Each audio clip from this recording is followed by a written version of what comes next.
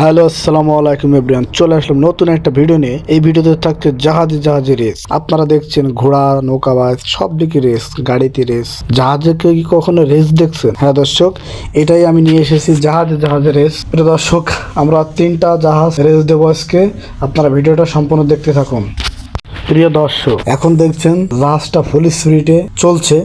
এখন আমরা তাদেরকে দেখি তারা কি করে। ওরে সর্বনাশ, এদিকে আগুনের মতো আগে উঠে যাচ্ছে। প্রিয় দর্শক, দেখেন অবস্থা কি। মনে হয় যে বিদেশে চলে যাবে, স্পিডে টান দিচ্ছে। এরকম মনে হয় প্লেনও টান দেয় না দর্শক। হ্যাঁ, জাহাজের স্পিড আছে 12, আমাদের আছে 9। কখনো কি সম্ভব আমরা পেরে দেবো তাদের সাথে?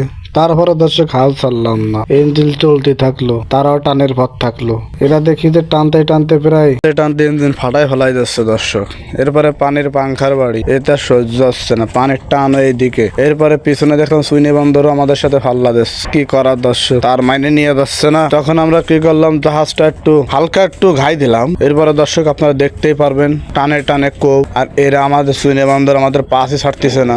এদের সাথে আমাদের ফাল্লে চলছে না, ফাল্লে চলছে ওই জাহাজের সাথে। কিন্তু এরা দেখি ফাঁকতলের তো আমাদের সাথে ফাল্লা দেয়, মান সম্মান আর মাইনে নেওয়া যাচ্ছে না। এরপরে আমরা কি করলাম দর্শক, ইঞ্জিন আরেকটু বাড়াইলাম। এরপরে দেখে ওরা আরেকটু বাড়ায়। এরা দিয়ে আগে বাড়াইতে ওরা চলেই যাচ্ছে। হ্যাঁ দর্শক, এরা হচ্ছে ডেরেজার, আমরা হচ্ছে জাহাজ। ডেরেজার হচ্ছে ছোট, আমরা হচ্ছে বড়। জাহাজটা একটু কম চলবেই, এটা যে গাড়ি না যে আগুন বরাবর চলবে। এরপরে আমরা হাল ছাড়লাম না। এরপরে আমরা টানতে থাকলাম দর্শক। এরা পতাকা উড়িয়ে, এরা আল্লাহ জানে কোন দেশের পতাকা উড়াইছে, আল্লাহ জানে। এরপরে কি করলাম, আমরা আরেকটু টান দিলাম।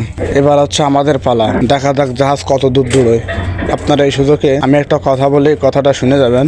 আমি আসলে অনেক কষ্ট করে ভিডিও বানাই, ঠিক আছে দর্শক, অনেক কষ্টই হয় ভিডিও বানাইতে। যদি আপনারা পারেন, যদি ভালো লাগে, অবশ্যই আমাদের চ্যানেলটা সাবস্ক্রাইব করে পাশে থাকবেন, যাতে আমি নতুন ভিডিও আপনাদের মাঝে দিতে পারি। হ্যাঁ দর্শক, সাবস্ক্রাইব করছেন আপনারা, অবশ্যই সাবস্ক্রাইবটা করেই যাবেন।